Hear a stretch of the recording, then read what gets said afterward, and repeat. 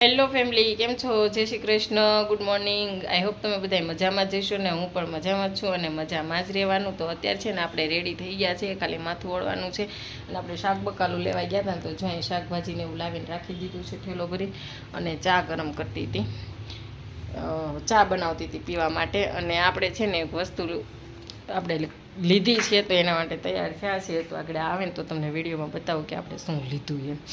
અને મારે માથું ને એવું બધું ઓળવાનું બાકી છે, મેં કપડાં ચેન્જ કરી લીધા છે ખાલી. અને ફોનમાં વાત કરતા હતા ને તબિયત હજી થોડીક ડાઉન લાગે છે આપણને. આપણે છે ને આવી રીતના કંઈક ડ્રેસ પહેરી લીધો છે શરારા, આપણે રેડી થઈ ગયા છે. તો ચાલો હવે આપણે છે ને માથું ને એવું બધું ઓળી લઈએ અને પહેલાં ચા પી લઈએ. આપણે છે ને પહેલાં ચા પી લઈએ, મશીન નાખી દીધું છે કરવા, કારણ કે સવારમાં કલરોને ટ્યુશન ચાલુ હતું તો એ ગયો તો ટ્યુશનમાં ને આપણે ડ્રેસ પહેરીને રેડી થઈ ગયા. માથું ઓળી લઈએ, પહેલાં ચા પી લઈએ. અને અહીંયા પડ્યો છે આપણો દુપટ્ટો ને થોડું ઘણું કામ બાકી છે ને આજે આપણી ઘરે મહેમાન આવવાના છે એટલે આપણે શાકભાજીને એવું લેવાઈ ગયા હતા, કારણ કે આપણી ઘર છે ને આજે સેન્ડવિચનો પ્રોગ્રામ છે, ગ્રીલ સેન્ડવિચનો. તો કાલે રાત્રે આપણે ડીમાર્ટમાં જઈ આવ્યા હતા ને ડીમાર્ટમાંથી આપણે માયોનીઝ ને ચીઝ ને કેચઅપ ને એવું બધું લઈ આવ્યા હતા અને શાકભાજી લેવાનું બાકી હતું. તો આજે આપણે સવારમાં ગયા હતા તો ત્યાં શાકભાજી લઈને આવ્યા છીએ જસ્ટ. ત્યાં એક જગ્યાએથી ફોન આવ્યો છે તો ત્યાં ગયા છે, કામ છે એટલે. તો મને કે તું રેડી રહે, ત્યાં હું આવું છું. મેં તો કાંઈ વાંધો નહીં, ચલો. અંકલ રવે સાથે જ ગયો છે એના પપ્પાની.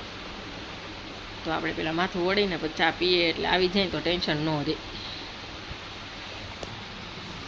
અને છે ને ડીમાર્ટમાંથી અને બહુ જ ગરમી થતી હતી, નળાઈ જેવું નીકળ્યું હતું તો ડીમાર્ટમાંથી આપણે નવરત્ન કુલ ટેક મિન્ટ ફ્રેશ પાવડર લઈ લીધો છે.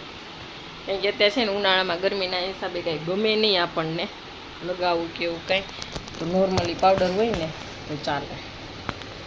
તો ચલો આપણે રેડી થઈને મળો ફેમિલી. તો આપણે છે ને જો તૈયાર થઈ ગયા છે, લિપસ્ટિક કરી લીધી છે, માથું ઓળી લીધું છે ને આપણે છે ને કોરા કુમકુમનો ચાંદલો કરી લીધો છે ને દુપટ્ટો લઈ લીધો છે. તો હવે આપણે છે ને પહેલાં ચા પી લઈએ આરામથી બેસીને. ત્યાં લગીમાં મને એમ છે કે આવી જશે એ લોકો. અને એ છૂટા રાખ્યા છે તો થોડું કેવડ આવશે તો ક્લચ મૂકી દઈએ, છૂટા કરી નાખીએ. એટલે ગરમીમાં છે ને ત્યાં છૂટા હેર રાખવા ગમે નહીં, પણ છૂટા હેર સિવાય છે ને મજા આવે ને એવું થાય છે.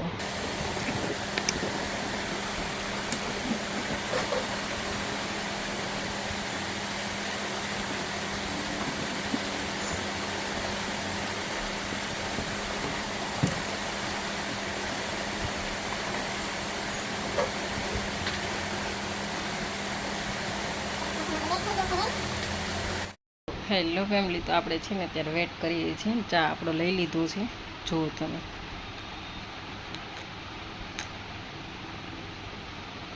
અને કલરવને છે ને એક્ઝામ આવે છે હમણાં 27 તારીખે, તો સ્કૂલમાંથી એને કાર્ડ્સ આપ્યા છે.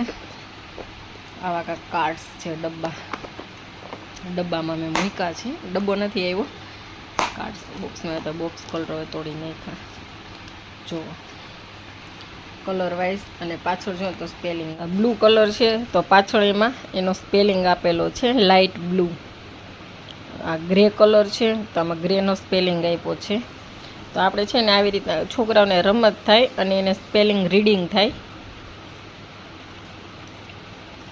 અને આમાં છે ને અહીંયા બેડ ઉપર એટલે રાખ્યું છે કે હું કલરો અહીંયા રમતા હોય ને તો હું ક્યારેક ક્યારેક કલરોને શીખવાડતી હોય છે.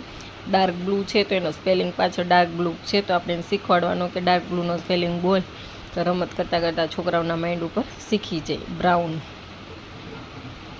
બધા બહુ બધા કાર્ડ છે. આ બધા કલરના છે. આ પછી 1 2 3ના છે, 25 અહીં પાછળ 25નો સ્પેલિંગ છે, 26 તો અહીંયા 26નો સ્પેલિંગ છે. એવું બધું છે આમાં. 1 થી 15 સુધીના સ્પેલિંગ છે અને કલરવ છે, ઓલા કલરના સ્પેલિંગ છે. 4 ફિન્ડ, 4 બધું કંઈક અલગ જ છે. ઇન્ટ્રો, આવા બધા કાર્ડ્સ આપ્યા છે કલરવને રીડિંગ કરાવવા માટે.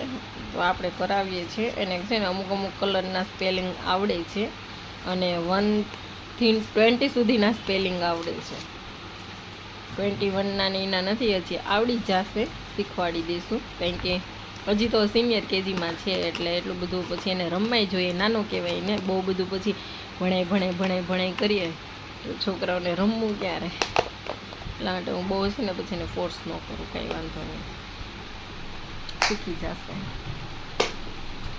સવારે 7 વાગે સ્કૂલે વહી જાય, 11:30 12 વાગે ઘરે આવી જાય, આવીને સૂઈ જાય, સૂઈને 4 વાગે ટ્યુશનમાં વહી જાય તો ઠેઠ રાતે 8 વાગે આવે, તો એને રમવાનું ક્યારે, એટલા માટે હું એને ફોર્સ ન કરું, રાતે રમવા દઉં. ક્યારેક છૂટી હોય ને એવું હોય ને અમે અહીંયા બેડ ઉપર મસ્તી કરતા હોય તો હું પછી એને શીખવાડું.